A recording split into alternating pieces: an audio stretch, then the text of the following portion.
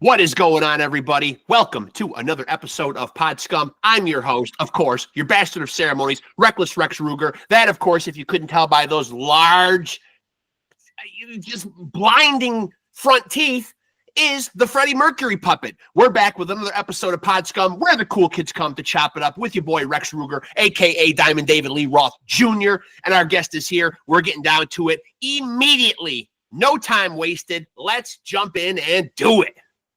I'm excited. Mr. International taking it overseas once again. But what do you expect? All right. Hey, what's going on, man?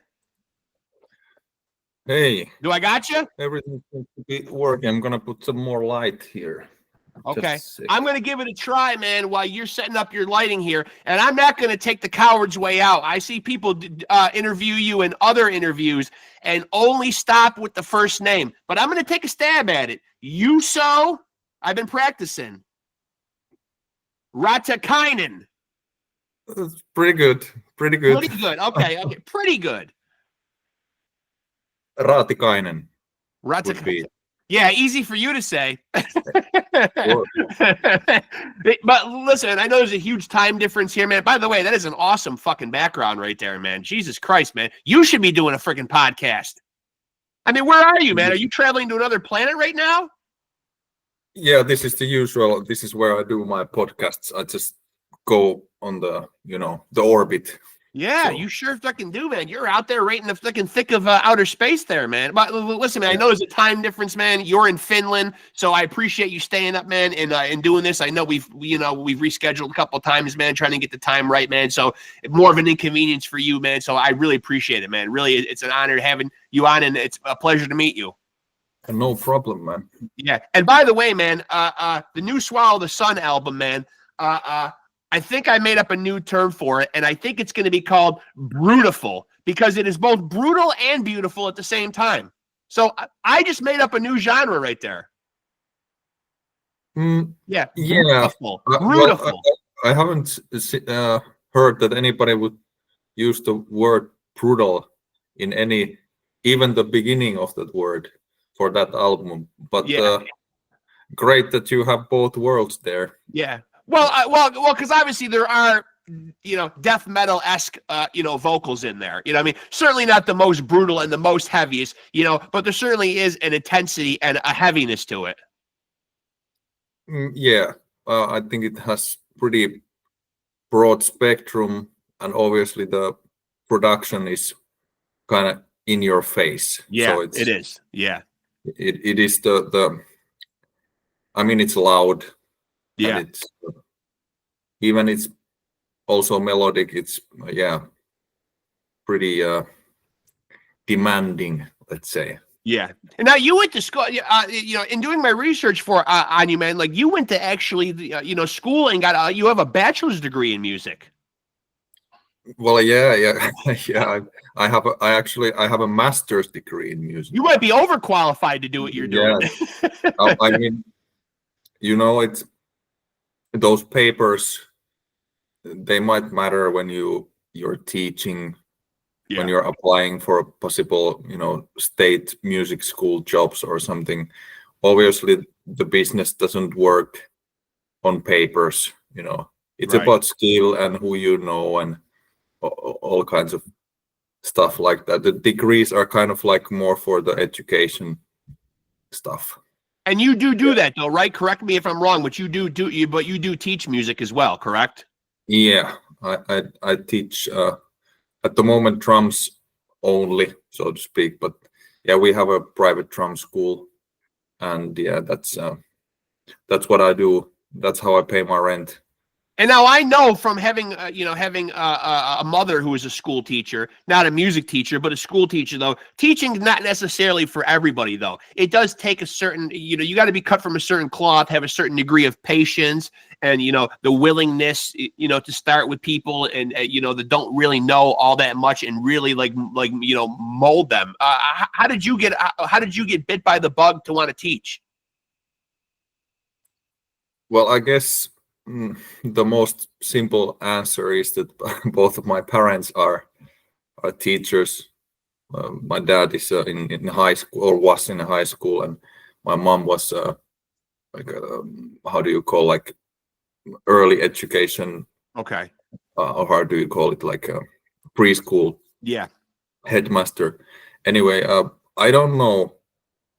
I just think that it's pretty natural, and I think also because I've been studying myself so much, and Yeah. practicing so many different things, and it's just like I have no problem with. I don't have any, like, I know how much time and effort and hours it takes to master a skill. Sure. So then I also understand how much patience you have to have it. You don't really have any. There isn't even, or I like to think that there isn't even that kind of word in the vocabulary to really, to say that you have to be like patient, because it's just gonna take as much time as it's gonna take, right? Right. There's But a there's lot of no. times, students don't realize that, though. Yeah, of course you have to remind them sometimes, but I mean, you have to make them aware of it, that nothing Right. happens like nothing happens like this, or like a lot of the youngsters nowadays, they might be used to it because of the fast world and everything is hyper this and Right. that, but with with practicing an instrument, it's just not going to happen like that. But I do like that people are coming to you like for instructions, though, because it seems like nowadays, like people want to lean on like, tutorials, YouTube videos. I mean, it's great that people are still coming to actual music instructors, and that part of the music world has not been phased out. Because you make a good point. I think a lot of people do want that shortcut, that fast way to learn something. Let me go on and watch 10 YouTube videos, and I'll be a drummer. Exactly. But it's impossible. It's impossible if you want to be really good athlete or really good. Drumming is very physical. It's not like something you program on. You're actually doing all that noise physically. So then but there's also the turning side of that is that people might find it kind of therapeutic these days also, especially many of I have mainly adult students actually right now, who are like they come there to get their like to get their thoughts completely out of their usual grind. Yeah. And it's for some of them it's really important to get that through drums. Yeah. And at that point, it's kind of not so much about being or becoming the master drummer or something. It's about other values like mental health and stuff like that. Right. So. Good point. Yeah, good point. And I'm glad you brought up health in terms of from a drumming standpoint, because it is a physical, and certainly not to downgrade what anybody else up on stage or in the studio is doing. I'm sure when you're playing, a heavier style of music, it can take its toll on anybody. But when you are playing the drums, which is one of the more physical aspects of a band, I just had Paul on yesterday, the drummer from Cannibal Corpse, and I asked him, after doing it for 35 years, have you yourself, have had to make any tweaks? Like, I know I've talked to a lot of drummers on here, and after years of playing, they'll get little nagging injuries, and they got to change the layout of the drums or the height of their stool or whatever. I mean, you seem like a pretty young guy still, but have you experienced any of that? Yeah, I'm 36. I guess, I'm still kind of. I guess I'm waiting for the shit to hit the fan. You need a few more miles on the odometer. Like my body breaking down. Yeah. But to be honest, I try to be really careful. That's maybe one of the good sides of trying to stay or have been, keep your ears and eyes open for all kinds of instruction about how you sit and how to make everything ergonomic and how to make everything. I know it might be like for this kind of old school heavy metal drummer dude. They didn't back in the day. They didn't give a shit about such things, and I understand it completely. It's just a matter of just making the noise and feeling doing the music. But then I've always thought that I don't ever want to think that I have to stop or something because my body tells me to. Right. Like I've tried to do everything in a way that won't be an issue.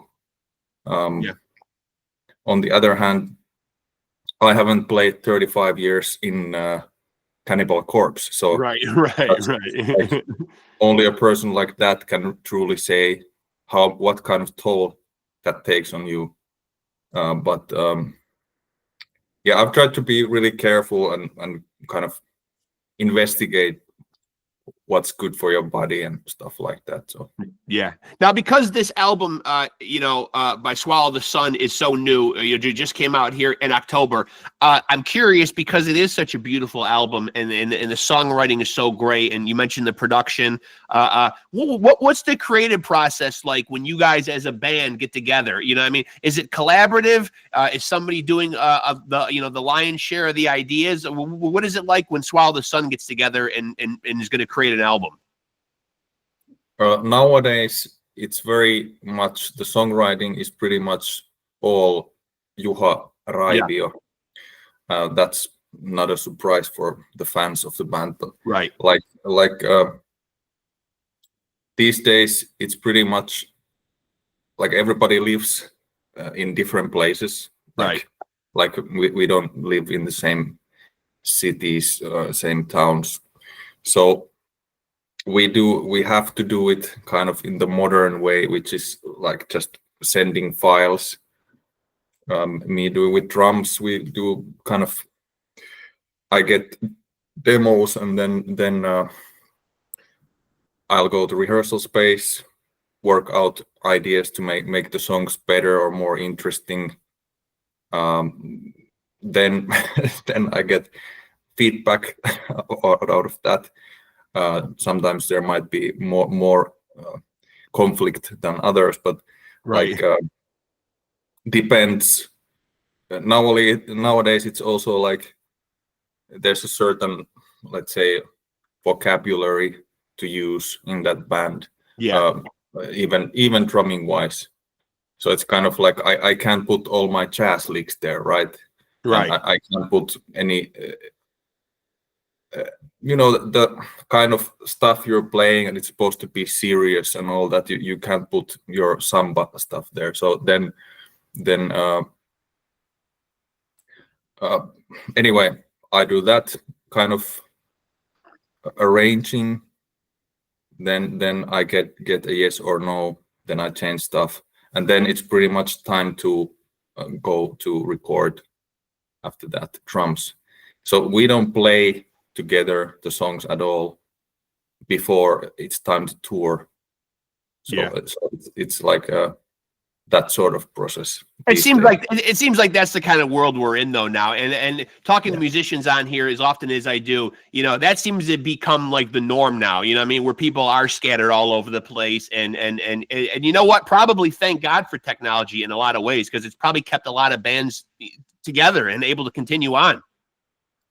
Well, definitely. Like, I mean, we are all have our own lives, so it's impossible for us to live in some big mansion together, and like that's a little bit outdated. Would be great to be able to make albums or play in a band which could have that kind of organic starting point for the whole process. Right. But then on the other hand, when you have a certain kind of system already and you have certain kind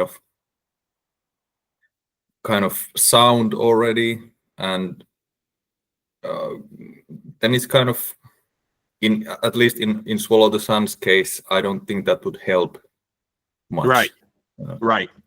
Like, it would probably make everything messier. Yeah. Because everybody would probably get way too opinionated, and well, anyway, like it might mess the whole thing up. Sure. You got a formula. You got a formula that's working. Now, where do you stand on touring? Obviously, nowadays with the music industry having changed so much and the physical product, not being as prevalent as it used to be, although there are people that still like their CDs and their albums and everything, but it is more of a streaming world nowadays. Everyone seems to have to be out there on the road touring, selling merchandise or whatever. Because you teach, and because you're also involved in other projects, what's your thoughts on touring? How do you kind of like fold it into your current life and your current schedule? Well, in my case, I've just thought that I'm gonna do it that kind of irregular lifestyle, which it is. Obviously, when the touring cycle is on, I'm just gonna do it as long as I feel that I enjoy it more than I don't. Like it might be that in 5 years I don't think so, highly about it, or I start to yearn for, I don't know, stability or something. But for now, it's pretty much like sort of like the cliche, it's the path you've chosen to do. And then if you're gonna start be too much of a pussy about it, you start to, I want this and this comfort, and I need this and this certain money from here and here. Then it's sort of like giving up a little bit. Because then you're putting other things. You prioritize other things, but it's fine. It's fine if people do that. But I don't know if I'm yet there to kind of. I'm not too tired of it yet. But you do make a good point, though. Like sometimes that kind of nomadic existence where you're living out of a suitcase, you're on a bus, you're sleeping in a bunk. Like you probably do get to a certain point, like where that's not as enticing as it once was. I imagine people get to an age where like where you like your creature comforts, you like to be home in your own bed. You don't want to be away from the things that are comfortable to you for as long a period of time. That's probably pretty natural at some point in your life. Yeah. And ask anybody who tours a lot. It goes also. I think it goes kind of in phases. Yeah. Also, that sometimes you just wouldn't want to be there, but then at least when those moments come, then I'm like, I try to remind myself like, what's the option? Like right. If I would be grinding like 9 to 5, like then I don't know if that would be much more fun, like. Right. And now, when I was getting together like my bullet points and stuff to talk to you about, and I came across the fact that you were, and again, if I got any of this wrong, please feel free to correct me. But you did do some time in your country in the military. Sure, because you have to do it here. I think. So it's mandatory in your country. Everybody has to do it. Okay. Yeah, you do it usually like at 18 or 19 or something. I don't even know the specifics, but back in the day, I was there I had the chance to go to the conscript band, so I was also like 7 months of the 9 months I was playing in silly costumes, playing, doing marching band stuff and like stuff like that. So military wasn't something where you thought of as a career path. It was more fulfilling an obligation. Yeah, and it's because I did it I was in the conscript band, so I guess you read my bio or something, but anyway, like that, it's good to say that because it's sort of not the most usual thing in Finland to do. Right. So then I mean, it's just another sort of education to get, like to have that kind of experience. Yeah. Now, what about your other projects? I mean, because I'm spending time talking about Shining, the new Swallow the Sun album or whatever. But can you elaborate for fans out there that might dig anything else that you do? The status on some of your other projects, Endless Forms, Most Gruesome, Grain of Pain, Lux Morti, any of those things? Can you give us an update on like what you're currently involved in, or what might be old news here, maybe not as relevant? Well, I just put out this. Well, actually, it's kind of the second chapter for Endless Forms. It's called Sounds of Delusion, and it features Okko from Horizon Ignited and I Am the Night on vocals. Yeah. But it's my style of doing my projects is the lazy guy version, which means that I play everything myself. Right. Just because I'm too, I just don't want to spend the time on teaching somebody how to, Right. even if they could play it better or something. But right, but I'm you like, want something done right, you got to do it yourself. yeah. It's just more simple to do it like that. But the vocals, damn, that stuff. I have such talented vocalist friends that I could not do those things myself. So then I always have to ask somebody who would, in my mind, would suit the songs. So these latest ones, which you should check too, actually, Yes. Sounds of Delusion. It's kind of, I'm gonna put those songs out eventually, like here and there, but that's like a more progressive step from the Endless Forms thing. Yeah. But yeah, that's the latest one. And then I don't know if there's like something to be revealed just yet, but anyway, that's what I'm focusing on. There's always a ton of projects which are kind of on the way, but that one you should stay tuned for. Are there ever projects, because you are really receptive to getting out there and playing, you've got a lot of projects on the resume, are there projects that you ever pass on, or projects that you're just not interested in doing? Or, have there been any of those in your career? That somebody would ask me to play, and then I would have to say no. Yeah.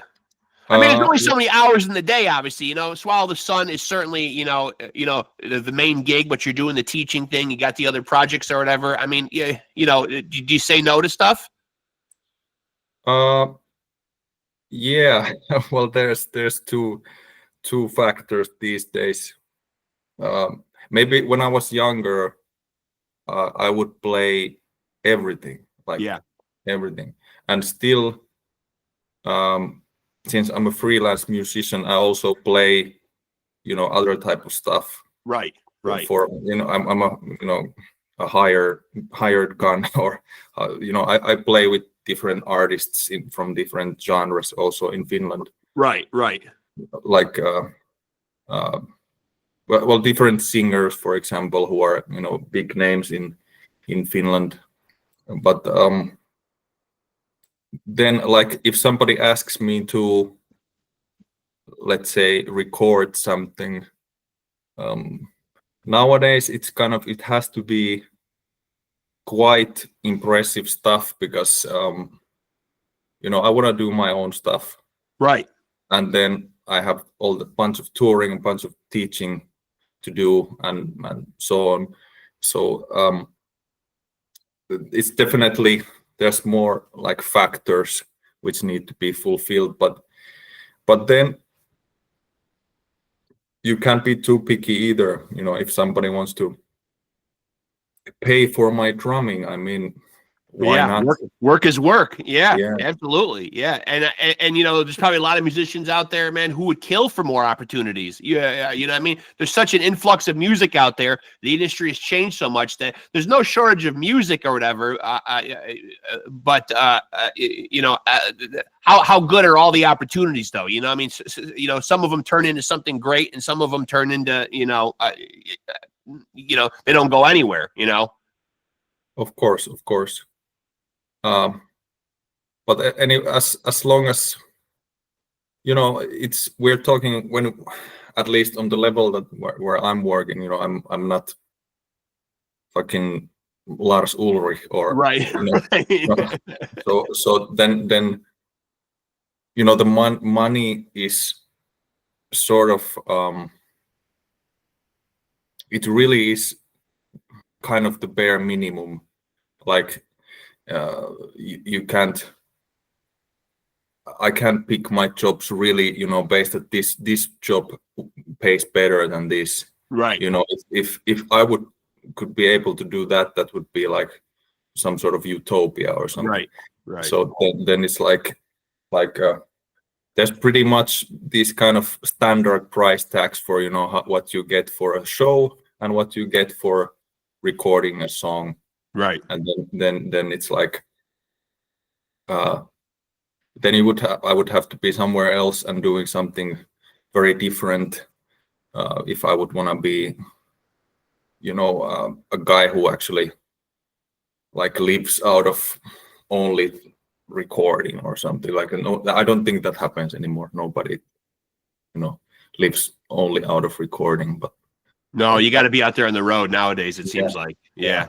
It's become a necessity. Now, when Swallow the Sun puts out an album, I certainly believe that you guys are the type of band that you know, given the nature of what you do, you know, you guys almost have to put out LPs, right? I mean, that's really the only workable format. You know what I mean? Like you know, I couldn't say, like Swallow the Sun isn't the type of a band, you know, that would be into doing like singles or EPs or anything like that, right? Does the LP format seem to be the best thing for Swallow the Sun? Obviously, like these are more than just songs. You know what I mean? Like these are almost like you know, a Swallow the Sun album seems like something you immerse yourself in, and you kind of go for the whole ride. You know what I mean? You know, you kind of you know, you immerse yourself in it. Definitely, it's not hit driven stuff. Right. You know, it's not about one catchy melody. It's a much longer, like whole. How do you say? Can you say like a holistic? I don't know. Like you have to put your whole self there for a while to right. be in that feeling.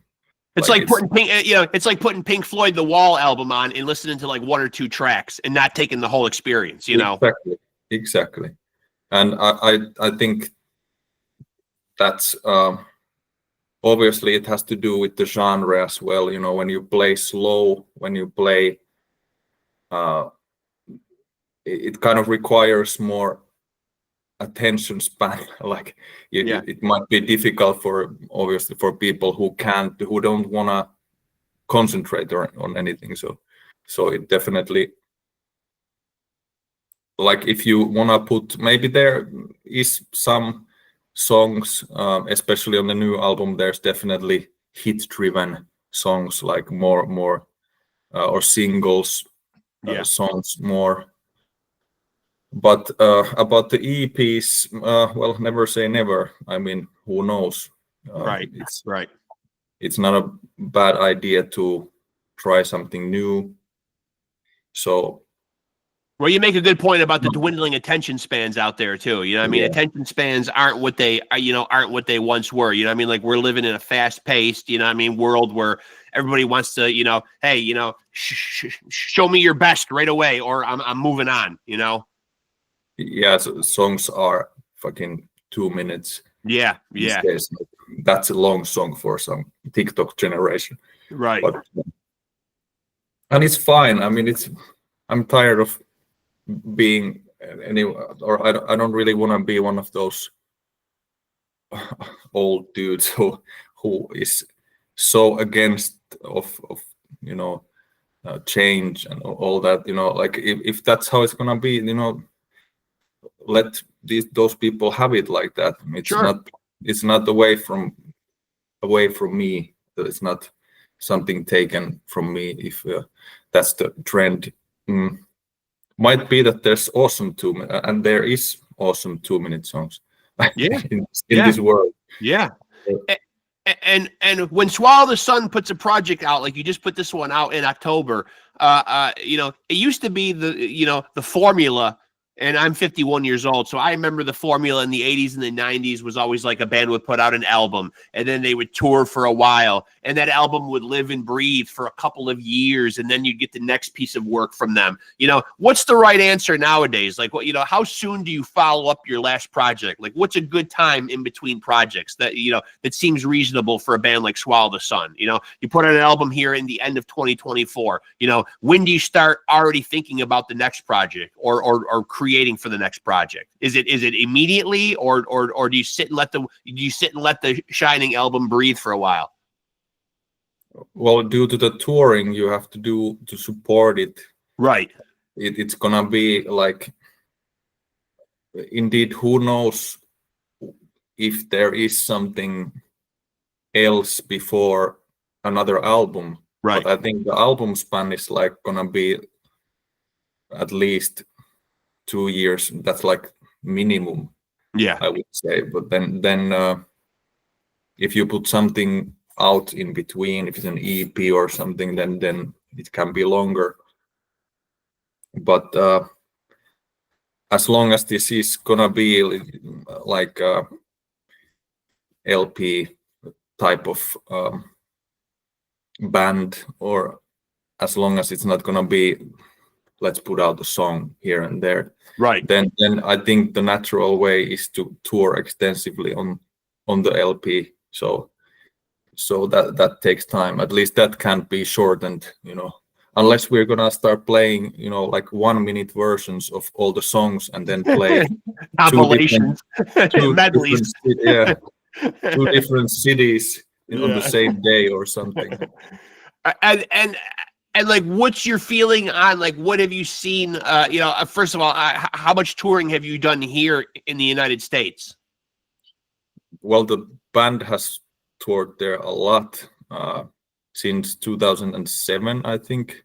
And what's the reception like from fans here in the States? Obviously, like, we can be very fickle here about our music, and we always got to condense everything into these genres and subgenres and more subgenres or whatever. I mean, obviously, Swallow the Sun is a band that I would think would be kind of difficult to pigeonhole into one specific genre. There's elements of metal, there's elements of doom, but then there's elements that remind me of, very classical music, very beautiful pieces of music. So what's the reception been like here in the States?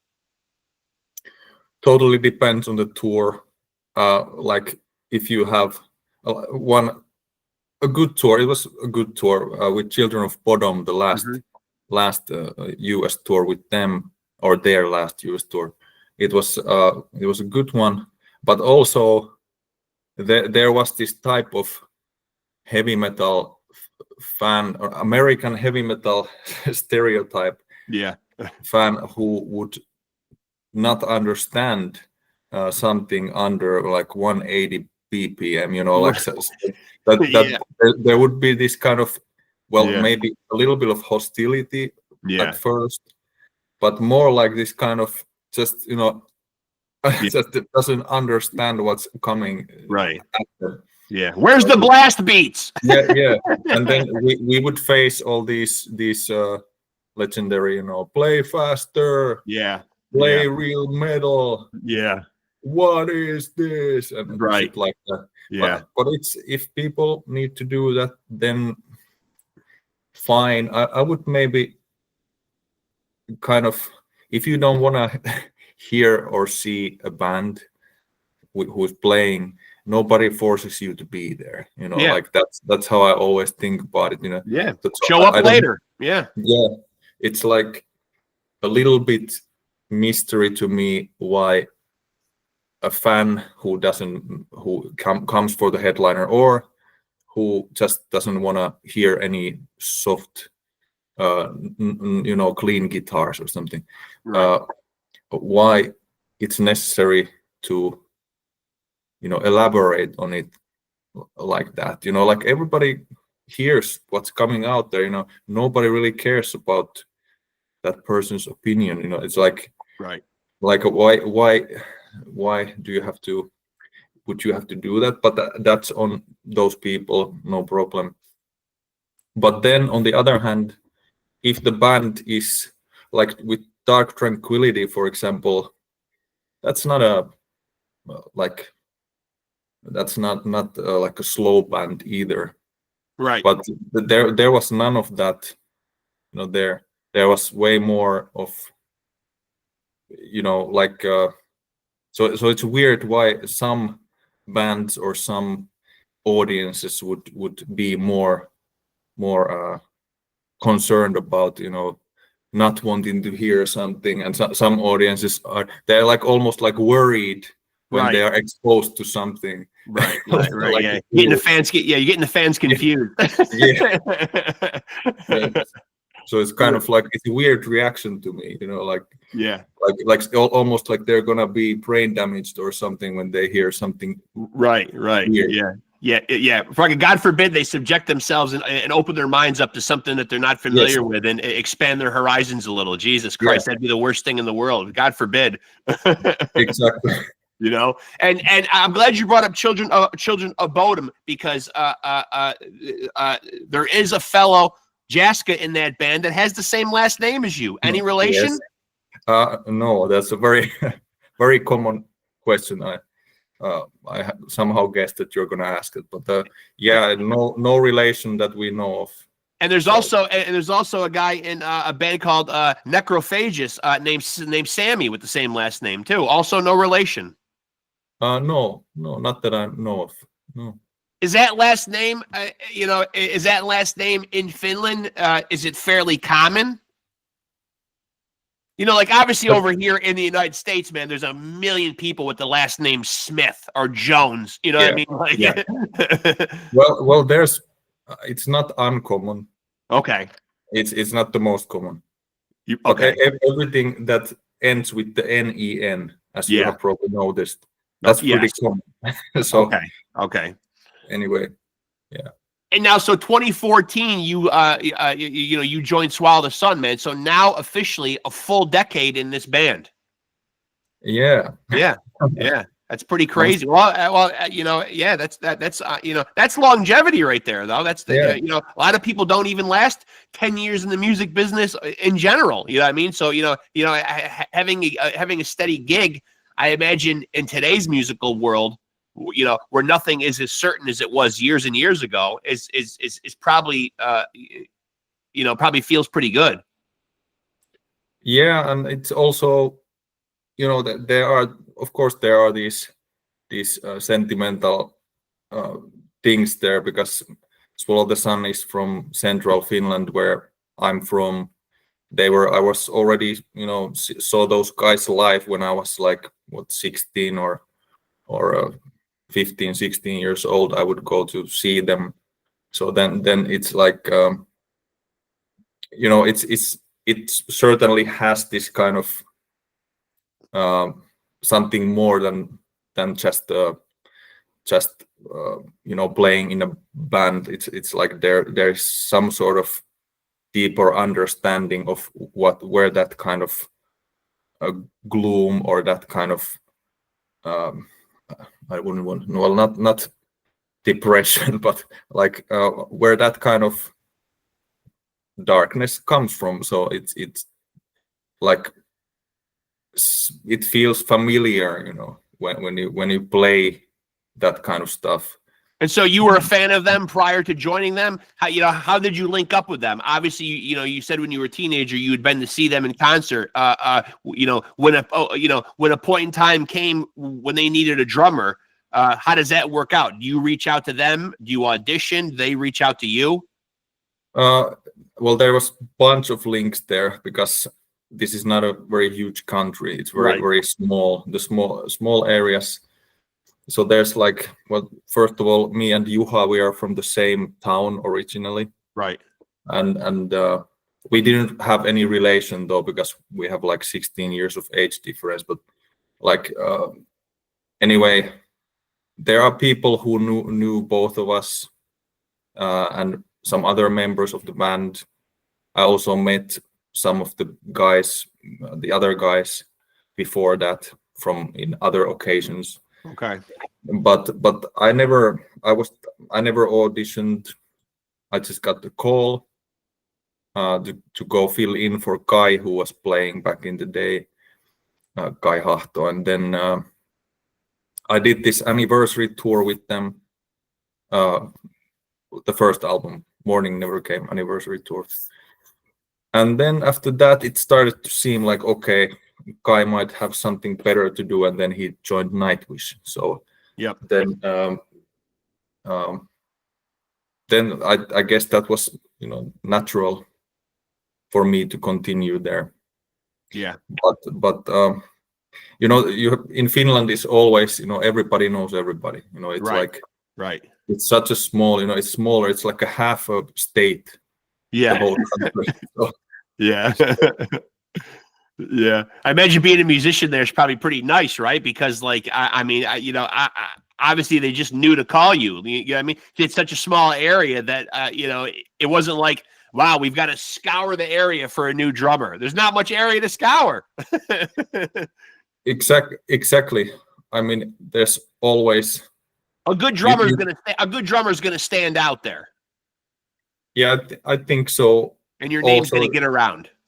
Also, when usually or very often you need to have somebody who you get along with. Obviously, right? You can't, no matter how good you play and what kind of stuff you're able to do. This, well, you must have heard this a million times. Anyway, like it does matter.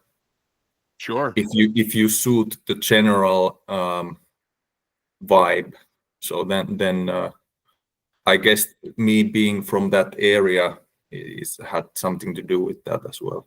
Well, I think when there's a good kinship, it obviously strengthens the music and makes the music better too. I mean, it certainly helps the creative process if you like the guys you're making music with. You know, yeah. I mean, you know, that I'm sure that helps, you know, strengthen it when there's a good band camaraderie.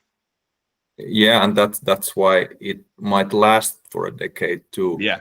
You know, I don't think if there's going to be somebody who doesn't really fit in the pack, it's probably not going to, you know, last as long. Right. And so in closing here, man, because I know it's late where you are, man, if people want to check out Swallow the Sun, what's the best place to tap in? You know, obviously, you know, being on the social medias nowadays, it's part of the ball game now. You know what I mean? You got to be out there. You know what I mean? You yourself have your own website though, correct? Yeah, I'm not very, yeah, it's kind of constant work in the progress, but yeah, but obviously Swallow the Sun, I think easiest way is to just go and Google that shit. I mean, okay, yeah, I mean, because we're trying to keep the basic social media in updated, and we're going to be touring there in from mid-April to mid-May. Yeah, and you will be here. And when you say touring, sorry, wrong tour. Okay, we're gonna be touring from mid-February to mid-March. Yeah, that's how it's gonna be. And so will any of those dates be here in the States? Yeah, that's a US tour. Oh, okay. And do you have any idea like what the package will be, or who you will be out with, or yes. Okay. And so what will that tour be? Yeah, it's already announced. It's gonna be us, Harakiri for the Sky, Ghost Path. Then there was who was the? Let me check real quick. Well, people will be getting a lot of bang for their buck, though. So it sounds like at least 3 or 4 bands then. Yeah. No, I'm bummed out that I don't remember this opener. Anyway, you can check it out Okay. You can check it out. Everybody can check it out just by Googling. But it's gonna be good to.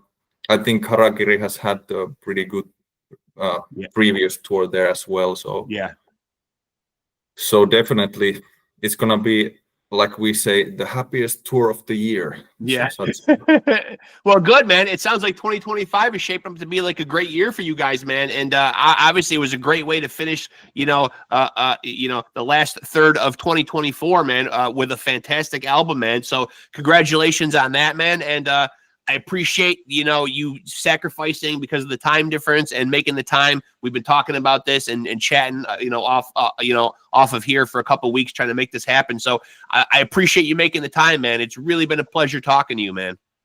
No problem. Thanks for having me. Yeah.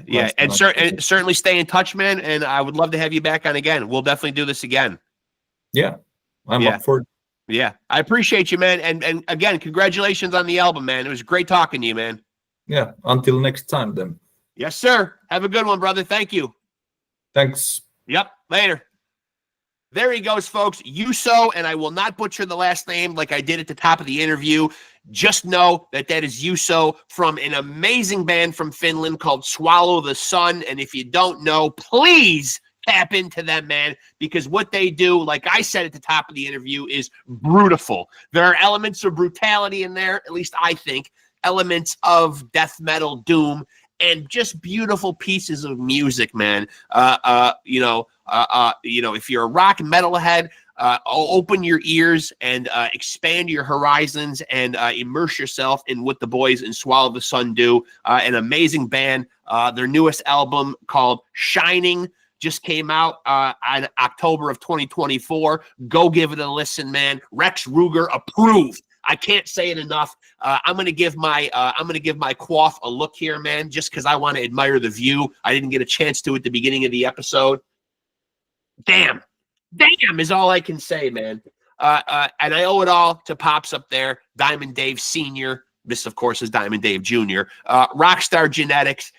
Please don't hate on me, man. It's a heavy cross to bear, but this beautiful face, I think, is what you've. In part, you tune in for. Obviously, great guests, sure, check. But and when I do need a little help, and it's not very often, man, because these good looks are, for the most part, au naturel. But I go to this sometimes. I will admit.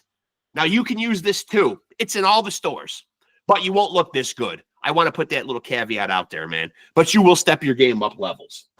That being said, let me do my obligatory promotional stuff. First, let me again thank JUUSO from Swallow the Sun, an amazing drummer, a trained musician, a guy with a master's degree in music, teaching and rising up new drummers over there in Finland all the time.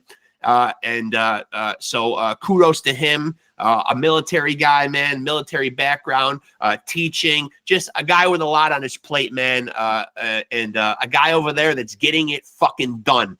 And when I say getting it done, man, believe me, man, he's putting in some fucking work on this new Swallow the Sun album and all the albums that he's been on. I've been in the band since 2014, so a full decade now as a member of Swallow the Sun, and they are a fucking force. A really, really, really great band with a really unique spin on metal and doom metal, and there's a certain ambiance to it. It's atmospheric. Very beautiful, man. I can't say enough how much I love these guys, man. So again, thank you to JUUSO for coming on the podcast, and make sure to like, subscribe, and hit the notification bell to stay tapped in on this channel. This is where you need to be, right here with your boy Rexx Ruger, and of course the big gangly teeth of the Freddie Mercury puppet. And also make sure to like and follow PodScum on Facebook for updates on new episodes and whatever the fuck other ramblings I want to put on there, man. And occasionally boxing stuff too, which I would like to plug. Off the Couch Boxing, which is also on this channel, a fantastic 160 episodes of a boxing podcast that yours truly co-hosted along with Frankie the Flamethrower, who is also my son. Not nearly as talented, but he's pretty close. He's a chip off the old block, metaphorically speaking. So If you're a fan of the knuckle game and you like your pugilism, fantastic episodes, 160 of them with legends and luminaries from the fight game. So do go check that out if that's your cup of tea. And of course, make sure you're staying tapped in to PodScum. This is where it really goes down. So make sure to stay tapped in. And again, man, I will end this episode like I do with every episode by reminding you to take it easy and keep it sleazy.